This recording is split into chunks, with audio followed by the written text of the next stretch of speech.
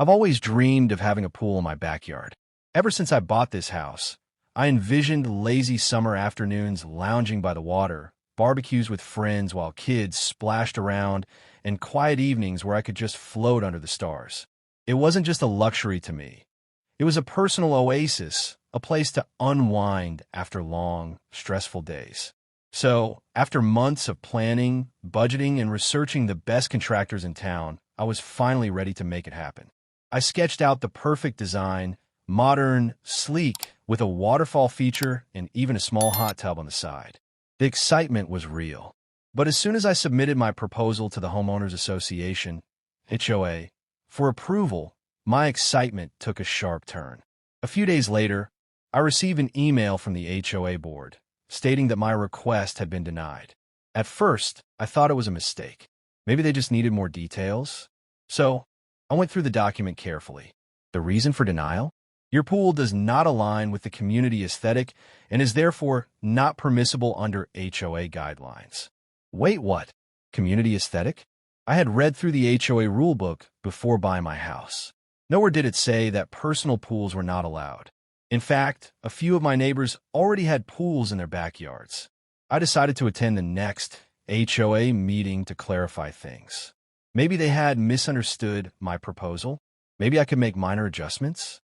Little did I know, this was only the beginning of what would become a frustrating, exhausting, and outright ridiculous battle. The HOA meeting was held in the community clubhouse, a space that looked as pristine and overly regulated as the rest of our neighborhood. Rows of chairs were neatly arranged, and at the front sat the HOA board. 5 individuals who seemed to take their positions far too seriously. I took a deep breath and approached the microphone. "I'm here to discuss my pool request," I said. "I got the denial letter, but I'd like some clarification on why it was rejected." One of the board members, Mr. Dawson, a retired man who always seemed to have an issue with something, cleared his throat. "Your request was denied because it doesn't align with our community guidelines. A pool like yours could impact property values, disrupt the neighborhood aesthetic, and create safety hazards." I blinked. Property values? Aesthetic? Safety hazards? I had expected some pushback, but these reasons felt vague at best and absurd at worst. Still, I tried to keep my frustration in check. "I understand concerns about property values," I said calmly, "but several homes in the neighborhood already have pools. I made sure my design matched the style of my backyard, and I even spoke to my immediate neighbors. They have no objections. If anything, a well-designed pool increases property values, doesn't it?" The board members exchanged glances before another one. Mrs. Patel chimed in. "We're concerned about consistency. Your pool's design and features don't match the existing ones." I frowned, but there are no specific HOA regulations about pool design. If you have a guideline, I'm happy to adjust mine accordingly. Silence. No response. So I moved to the next issue.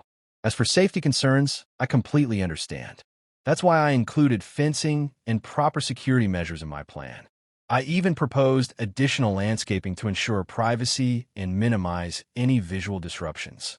More silence, more side glances, and noise? If that's a concern, I can agree to specific quiet hours for pool use and limit any large gatherings. Still, no clear response. Just vague dismissals and condescending smiles. It was as if they had already made up their minds before I even walked into the room. That's when it hit me. This wasn't about rules. It was personal. I had done everything right, checked every box, and yet they were still throwing obstacles in my way. It felt like a game, one where they made up the rules as they went along. I clenched my fists under the table, trying to keep my frustration from boiling over.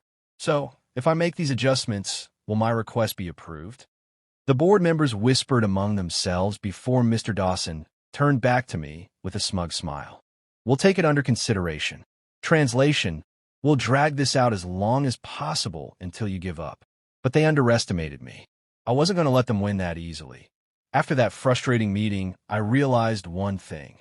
The HOA wasn't going to play fair. If I wanted my dream pool, I had to fight for it the right way. Step 1. Understanding the HOA's rules inside and out. That night, I dug into the HOA bylaws, covenants, and regulations like a lawyer preparing for trial. I printed copies, highlighted key sections, and cross-checked everything against my original pool proposal. What I found only made me angrier. Nowhere did it say that pools were prohibited.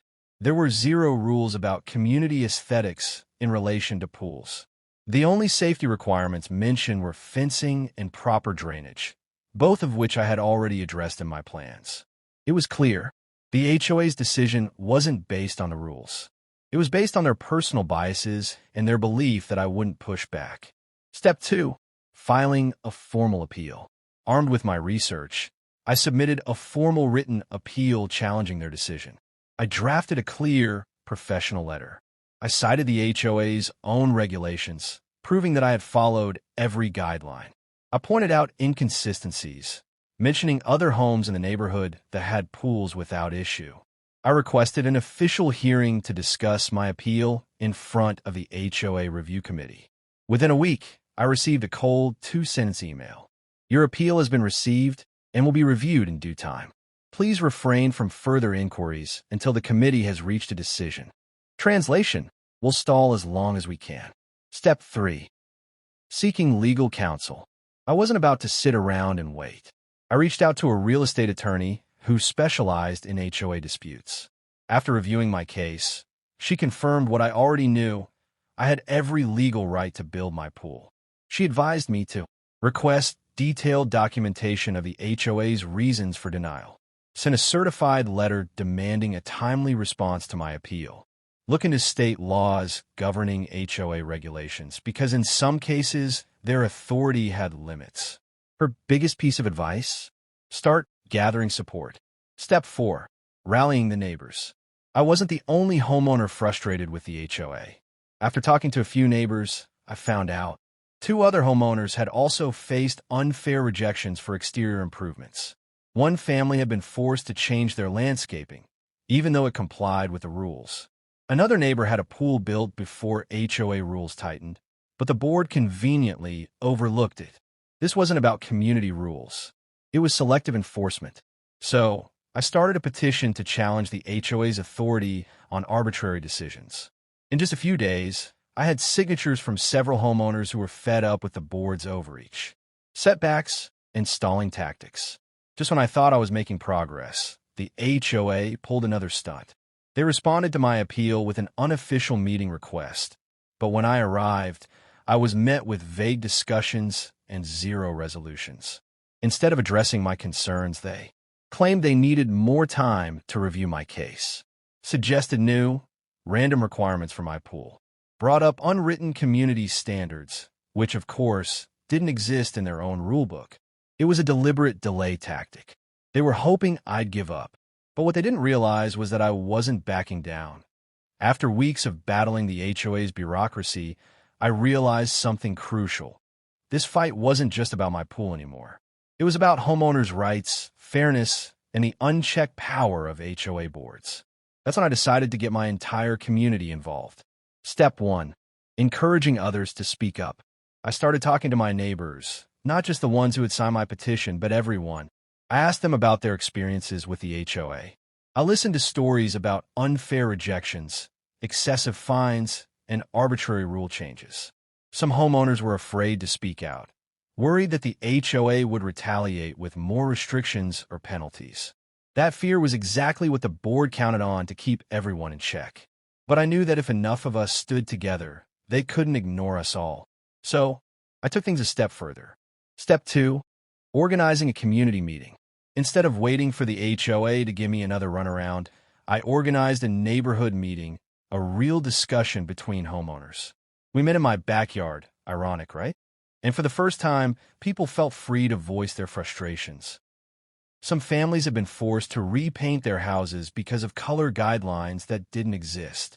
Others had received fines for minor infractions, like leaving their trash cans out a few hours too long. One elderly couple had been threatened with a lien on their home over a small garden fence. It became painfully obvious that the HOA was operating with zero transparency and enforcing rules however they saw fit. That's when a neighbor, Sarah, a retired attorney, spoke up. If we want real change, we need to demand accountability. The HOA serves us, not the other way around. Step 3. pushing for transparency and communication. With Sarah's help, we put together a formal request for transparency, demanding that the HOA clarify all rules in writing. No more unwritten community standards. Hold open meetings where homeowners could ask questions and challenge decisions. Explain their decisions with proper documentation instead of vague denials. Set up an appeal process that wasn't just a formality, but an actual chance to be heard.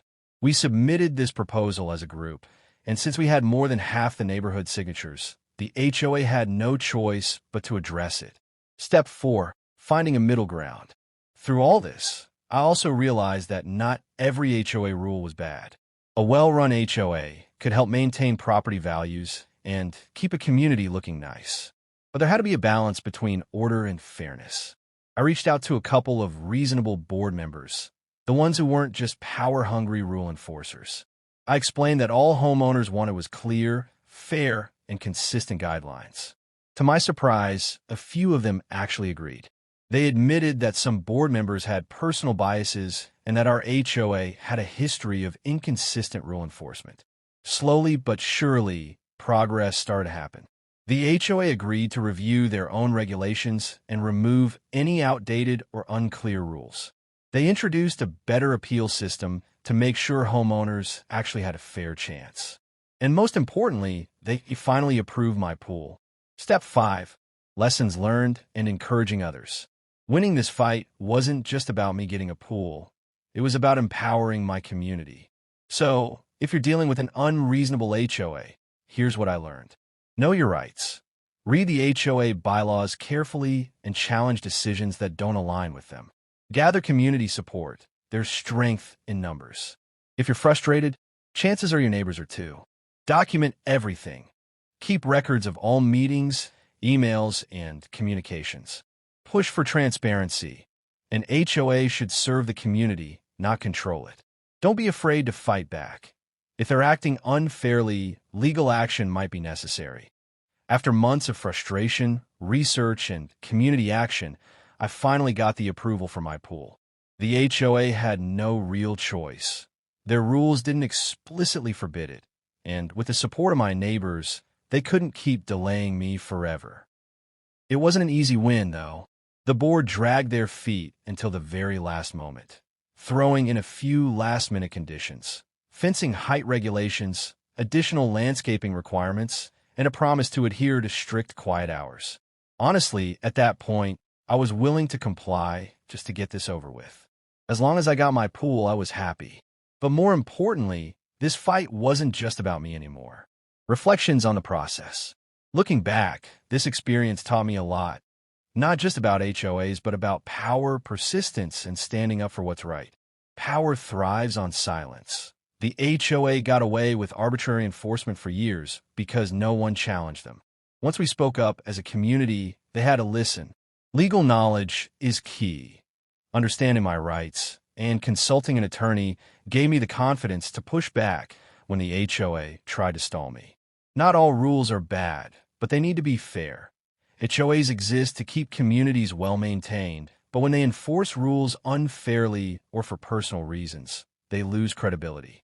Community unity matters. My biggest advantage wasn't my persistence. It was the support of my neighbors. When we stood together, we had real leverage. Future plans and lessons learned. Now that my pool is finally in progress, I can't wait to enjoy it. The first pool party is already in the works, and I've invited all my supportive neighbors, except for a few HOA board members who might mysteriously lose their invitations. But beyond that, I'm not just moving on. I'm making sure this kind of battle doesn't happen again. I volunteered to be on the HOA advisory committee, where I'll push for clearer rules and fair treatment for all homeowners. I'm helping neighbors challenge unfair denials because no one should have to go through what I did. And I'll continue to educate other homeowners about their rights so they don't get steamrolled by HOA boards that think they're above accountability. A message to anyone struggling with their HOA. If you're dealing with an unreasonable HOA, don't give up. Know your rights. Document everything. Find support from your community. Push for transparency and fairness. Most importantly, remember, your home is yours. No HOA should have the power to dictate every aspect of your property just because they feel like it. If they're being unfair, fight back. And if you've ever had a battle with your HOA, I'd love to hear your story. Share your experience in the comments below, because the more we talk about this, the harder it becomes for bad HOAs to get away with their nonsense. Now, if you'll excuse me, I've got a pool to build. Now, I want to hear from you. Have you ever dealt with an unreasonable HOA? What challenges did you face? Did you fight back? But did you have to compromise? What advice would you give to homeowners dealing with similar situations? Drop your experiences in the comments below. Let's keep this conversation going. Because the more we speak up, the less power bad HOAs have over homeowners like us.